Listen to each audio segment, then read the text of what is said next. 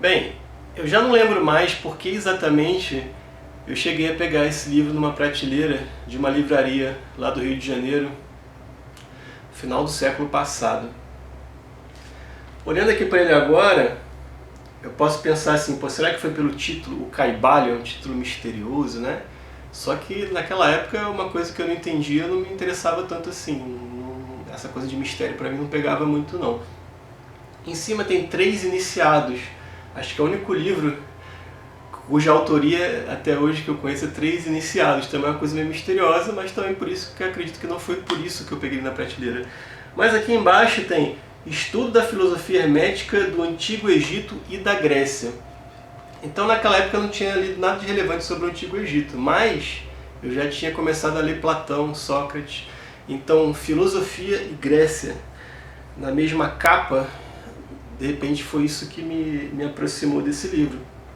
E aí no momento que você pega esse livro para folhear, você é seduzido imediatamente, pelo menos se você gosta de mitologia, de espiritualidade em geral, espiritualismo, ciências ocultas, que eu nem sabia o que era na época, mas se você também gosta desse tipo de coisa, provavelmente você vai folhear esse livro e vai querer comprar. E foi isso que aconteceu comigo lá atrás, no final do século passado. De lá para cá, eu não só reli esse livro várias vezes, como eu cheguei a traduzir ele direto do original em inglês. Só que eu também comecei a entender melhor do que se trata esse livro. A coisa mais óbvia que tem é que ele não é uma coisa tão antiga assim. Ele foi escrito em 1908, lá nos Estados Unidos, em inglês, original em inglês. Ele não é da antiga Grécia, muito menos do antigo Egito. Isso também quer dizer que os autores dele não são sábios milenares antigos. Mas daí tem a história de que esse Caibalion se refere a um Caibalion mais antigo, que tem alguns trechinhos do Caibalion mais antigo que são comentados. E tem as famosas os 7 princípios herméticos, leis ou princípios, né? Então os famosos 7 princípios herméticos. Mas será que todos esses princípios são lá da antiguidade ou só alguns, né? Então foi com essas questões na minha cabeça que eu comecei a me perguntar, será que o Caibalion é uma fraude? E é isso que eu vou tentar responder no restante desse vídeo.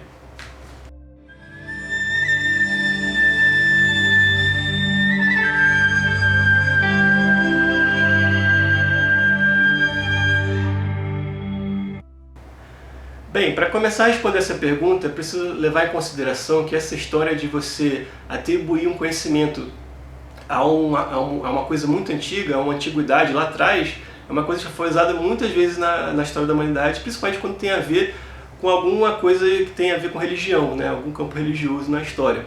Então, mesmo na antiga Grécia, onde provavelmente surgiu o hermetismo, né, de que se trata o Caibalion, eles já falavam que vinha do Antigo Egito. Só se você fosse restringir a pesquisa puramente acadêmica, com registros históricos, e aí eu recomendo muito esse livro aqui do Mircea Eliade, que é um grande estudioso desse tipo de coisa do século passado.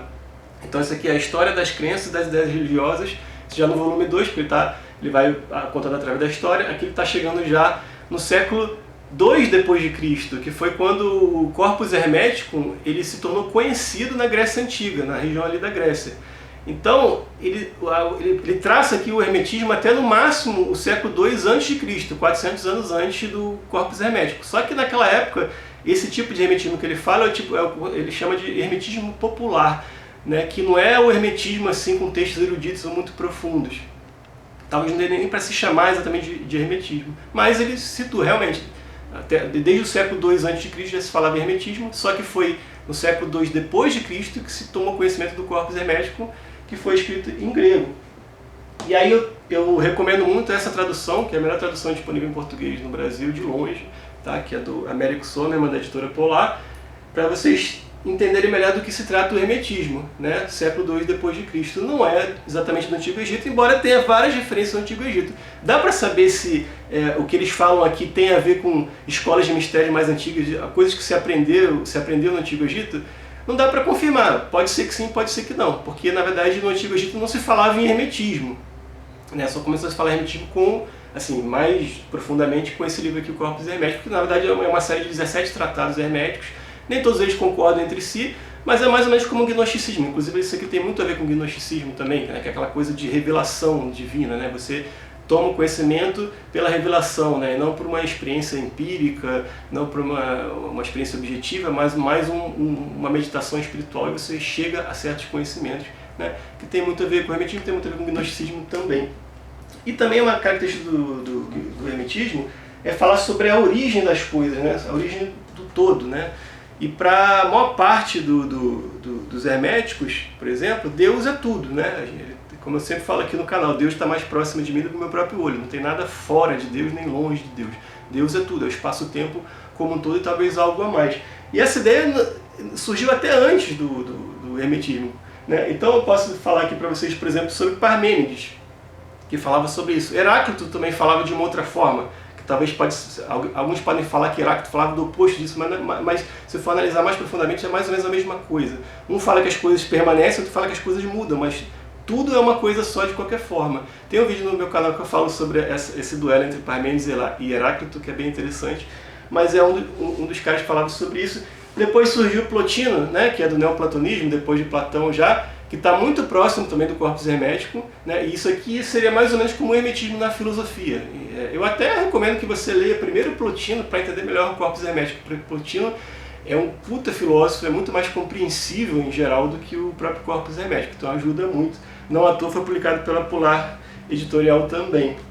Tá? E muito tempo depois, né, séculos e séculos depois, veio Benedito Spinoza com a sua ética.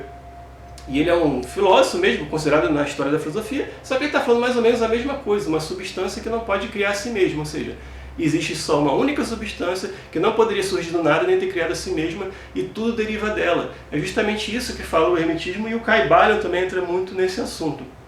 Então, tudo isso é um conhecimento que foi progredindo através da história. Mas isso quer dizer que o Caibalion está trazendo realmente conhecimentos tão antigos assim? Né? Mesmo que eles sejam do século II depois de Cristo, sejam lá do Antigo Egito, tudo bem. Mas será que o Caibalion traz realmente os 7 princípios herméticos lá do século II, ou ele é uma invenção moderna?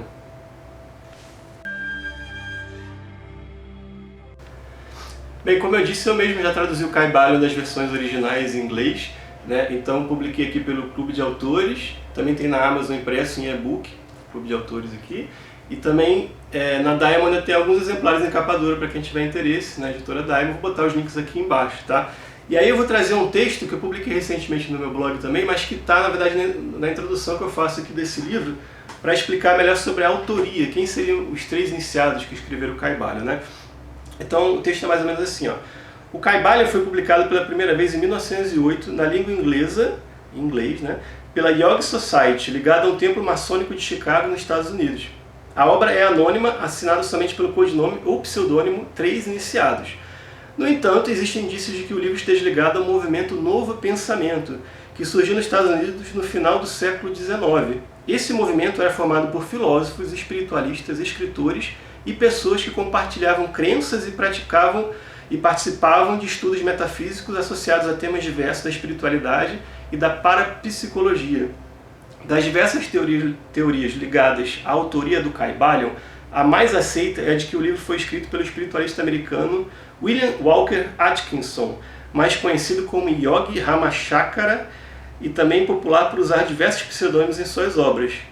E aí esse tal de Atkinson, ele teria escrito o Caibalion em parceria com o maçom Paul Foster Case e talvez também com a teosofista Mabel Collins, que é muito conhecida pelo livro Luz no Caminho.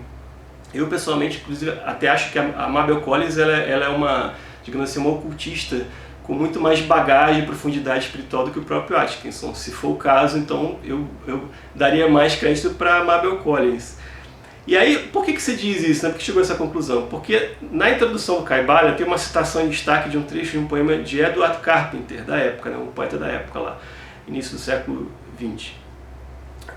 E esse mesmo trecho aparece em um dos livros oficiais do Atkinson, né? Então, não dá para cravar que foi ele que escreveu, mas é muito, muito provável que tenha sido ele, e eu ainda acho que também tem uma certa probabilidade de ter tido ajuda de outras pessoas. Inclusive porque ele escreveu vários livros com pseudônimos e nenhum deles fez tanto sucesso quanto o Caibalion. Então é bem provável que ele tenha tido ajuda sim, né, na escrita do Caibalion, tá? Mas não dá para confirmar. E aí, até pouco tempo atrás, o que eu pensava era o seguinte, que os autores do Caibalion, eles optaram pelo anonimato para exaltar a obra em si, para exaltar a obra, né? Esquecer do autor e focar na obra, para o leitor focar na obra, esquecer dos autores. E não exatamente para criar uma aura de mistério em torno da obra. Porque, afinal de contas, como eu já falei, né, o Caibalion ele traz um conhecimento lá de trás. É lógico que fica claro, inclusive, na leitura do livro, que eles trazem trechos de um Caibalion mais antigo, supostamente, né? Existia um Caibalion lá atrás, e eles estão agora comentando esse Caibalion. A maior parte do livro, 95% do texto, é comentário de alguns pequenos trechos desse Caibalion antigo. Dentre esses trechos tem os famosos 7 princípios herméticos. E aí você vai pesquisar os princípios herméticos, tem um deles que é o princípio da correspondência, que é muito conhecido, que fala assim: o que está em cima é como o que está embaixo, e o que está embaixo é como o que está em cima, que é aquela correspondência, de que as leis que regem o mundo aqui terreno, né, na época se chamava de mundo terreno, são as mesmas leis que regem o mundo celeste. Isso inclusive é válido até hoje, porque através da ciência atual você sabe que as leis que regem assim, a nossa física aqui na Terra são as mesmas que regem a física em outras galáxias e qualquer outro ponto do espaço-tempo. Né? Talvez naquela época até pela física aristotélica, por exemplo, se imaginava que não, que as leis celestes são outras. E não, aqui o Caibalion já falava que não, que são as mesmas. Não são exatamente as mesmas, mas o que está em cima é como o que está embaixo. É uma analogia. E isso é um princípio que realmente vem lá de trás, tá? Ele vem lá de trás, no mínimo da Tábua de Esmeralda, que é uma coisa mais antiga. E aí isso quer dizer que todos os 7 são princípios antigos? Mais ou menos, porque se isso fosse inteiramente verdade, a gente teria que explicar como diabos um sábio, ou algum grupo de sábios lá de trás, chegou à conclusão que nada está parado, tudo se move, tudo vibra, que é o princípio da vibração. E eles teriam que ter chegado a essa conclusão muito antes do advento do microscópio, da invenção do microscópio e da física de partículas. Então isso é muito estranho, porque mesmo Demócrito, né, o filósofo grego lá antigo que colaborou para a criação do atomismo, aquela teoria que fala que tudo no universo é formado por pequenos átomos, e naquela época eles falavam isso de uma forma teórica, porque não tinha um microscópio para medir. Mas o Demócrito é dito que ele ficava vendo fachos de luz solar entrando por janelas, e isso, até hoje você consegue fazer isso, tá? Você diminui a luz no quarto e tal, deixa só o facho de luz entrando pela janela, você vai ver algumas poeirinhas flutuando. Que são as poeiras que estão por aqui. Entre eu e a câmera deve ter alguma poeira flutuando que você não consegue ver. Mas às vezes você, diminuindo a luz do quarto e vendo o facho de luz, assim, luz solar, você consegue ver flutuando ali uma poeirinha. E ele viu, poxa, então isso aqui são pequenas partículas e talvez tudo seja formado por elas. Então ele conseguiu chegar a uma teoria do átomo sem ter um microscópio. Mas até aí ele chutar que tudo vibra e nada está parado, ou seja, a minha mão ela não está parada. Eu não estou parado aqui nessa cadeira, a Terra não está parada, um continente inteiro não está parado, uma pedra não está parada, um galho seco não está parado, nada está parado porque tudo está vibrando. Inclusive, quando eu encosto aqui um dedo no outro, não tem nada, não tem nenhum átomo aqui que realmente está se encontrando, se chocando, porque senão teria uma fusão, uma fissão nuclear e a gente não estaria aqui falando sobre isso, né? Já teria morrido aqui. A repulsão eletrostática entre os átomos aqui faz com que venha uma corrente elétrica e avise o meu cérebro que isso aqui é uma coisa sólida. Mas eu posso quebrar minha mão aqui, forçando uma mão contra a outra, quebrar ambas as mãos, que nenhum átomo aqui vai se encostar um no outro. E ao mesmo tempo que isso acontece, todos os átomos aqui estão vibrando. E os quarks dentro dos átomos também estão vibrando. Então realmente tudo vibra, toda a matéria vibra. E nada está parado. Só que como é que alguém ia falar isso lá atrás? Então durante muito tempo eu fiquei com essa questão na minha cabeça, né? Eu falei, poxa, então esses sábios da antiguidade, se eles falaram isso realmente lá atrás, né? Se o Caibalion está se referindo a um Caibalion mais antigo, então quer dizer que eles tiveram algum tipo de acesso a um conhecimento que não dá para se explicar hoje, né? Talvez, aí eu cheguei a pensar, né? Talvez eles tenham alcançado estados alterados de consciência, onde eles viam as coisas vibrando, e aí por intuição eles pensaram, poxa, então tudo vibra, realmente tudo vibra. É um baita chute. Só que aí que tá, em 1908, isso aí era a vanguarda da ciência.